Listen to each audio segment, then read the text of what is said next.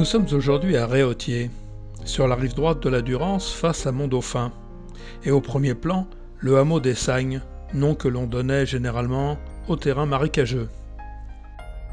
Et cette merveilleuse vallée de la Durance qui commence à bien couler avec la fonte des neiges, signe que Gargantua n'est pas passé récemment, car on dit que s'il mettait un pied sur la montagne de la rive gauche et l'autre sur une montagne de la rive droite au-dessus de Réautier, et qu'il en buvait, elle était à sec pendant 8 jours. Et la station de Risoul est en face de nous. Mais vous connaissez déjà Réautier avec son patrimoine naturel dont le fleuron est la fontaine pétrifiante que la légende a assimilé à un monstre. Son eau de source ultra minéralisée est exploitée par l'Occitane en Provence pour créer du gel d'hydratation de la peau.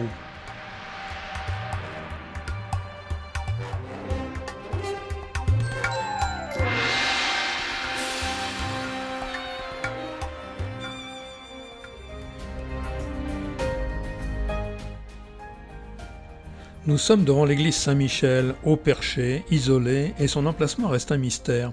On peut supposer qu'avant la voie côtienne, les itinéraires celtes empruntaient le site de l'église. Dédiée dans un premier temps à Saint-Michel, l'église est aujourd'hui à Saint-Blaise, sans qu'on sache pourquoi. Mais aujourd'hui, nous resterons en alpage, sur les balcons de la Durance, à la découverte de ces petits hameaux qui animaient une vie totalement pastorale au début du XXe siècle.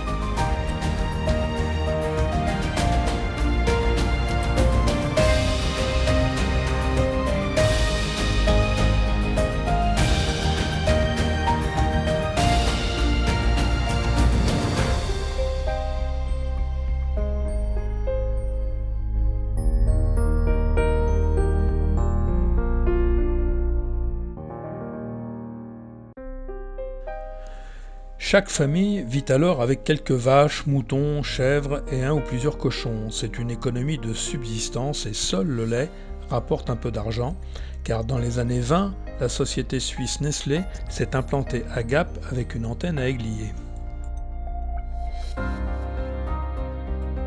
Organisation rare dans les Alpes du Sud, les mouvements de bétail se font sur le modèle des Alpes du Nord.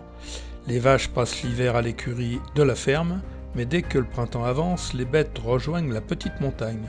Ce sont des chalets et des hameaux d'altitude d'autrefois, et pour certains, d'anciens habitats permanents, comme au Truchet et le Villard.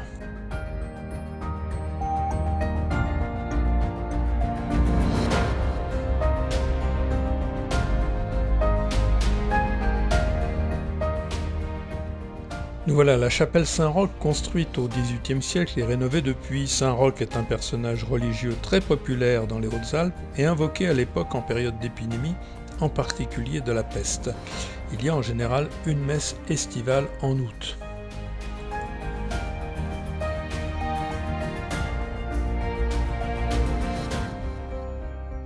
Chaque soir, les femmes montaient au chalet après les travaux agricoles à la ferme pour la traite du soir. Elles y restaient la nuit. Après une veillée entre elles et un peu de repos nocturne, c'est la traite du matin, avant de redescendre pour les travaux d'en bas.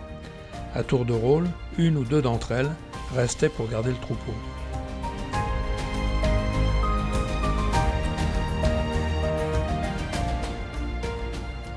Là où il n'y a pas de transformation sur place, le lait est évacué à dos d'homme ou de femme, avec un jouquet, pièce de bois en frêne. Le lait est mis au frais au ruisseau ou dans une cave avant le passage du laitier. Kéou dominé par Roche Charnière.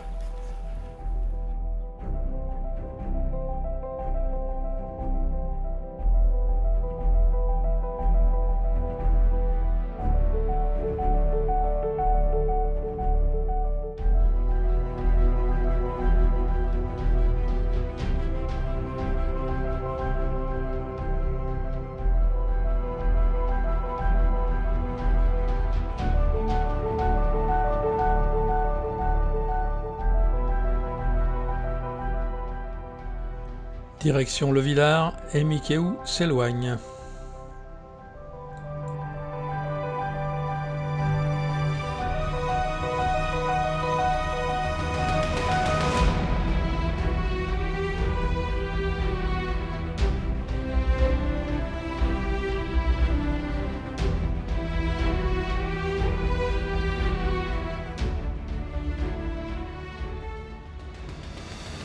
Au Villard, la maison de Baptiste Aymard a été habitée en permanence jusqu'au XIXe siècle et en estive au XXe siècle. Elle est dans l'état d'époque, mais très ruinée et en danger.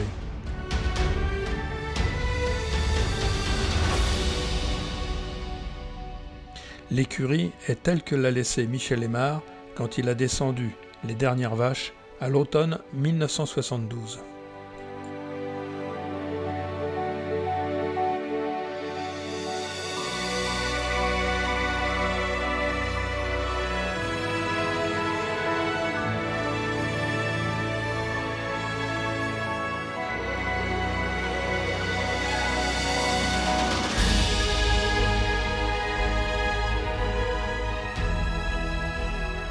Allez, je vous propose d'aller maintenant jusqu'au belvédère sur la Durance et on y cassera la croûte.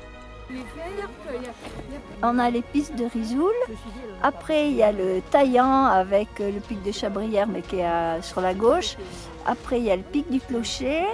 Et le rond là-bas, c'est le Mont Aurel et les Croix. On aura juste une petite combe à passer, donc on va commencer par descendre avant de remonter.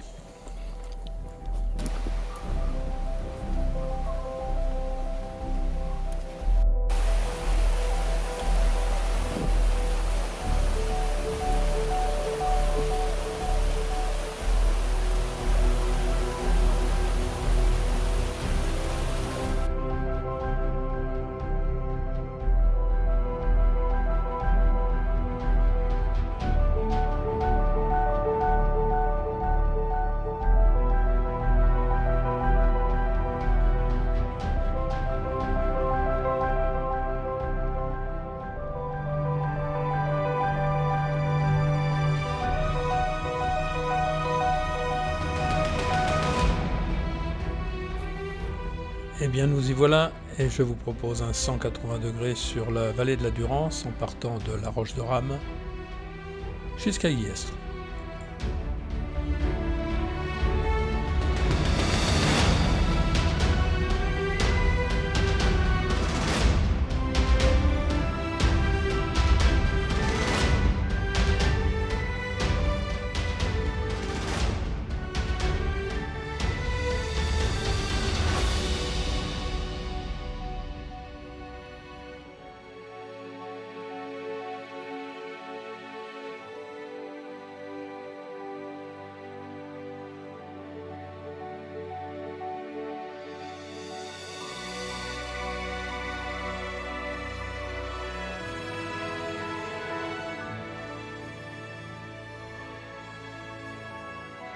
Et là, on fera un petit coucou amical à Jean-Pierre et à Martine.